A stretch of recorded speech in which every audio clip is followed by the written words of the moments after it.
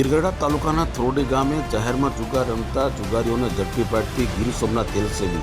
પ્રાપ્ત માહિતી અનુસાર ગીરગઢડા તાલુકાના થ્રોડી ગામે જાહેરમાં જુગાર રમી રહ્યો જેની બાતમી ગીર સોમનાથ એલસીબીને મળી હતી. બાતમી મળતા ગીર સોમનાથ એલસીબી થ્રોડી ગામે જઈ અને જાહેરમાં જુગાર રમતા જુગારીઓને ઝડપી પાડી 13,000થી વધુનો મુદ્દામાલ કબજે કરી અને જુગાર હેઠળની કલમ નોંધી અને કાયદેસરની કાર્યવાહી આ એલસીબીએ કરી છે. જ્યારે ઉના તાલુકાના દરેક સમાચાર લોકલ સમાચાર જોવા માટે અમારી ઉના ન્યૂઝને સબસ્ક્રાઈબ કરો તથા ધંધાકીય જાહેરાત આપવા માટે અમારો સંપર્ક કરો.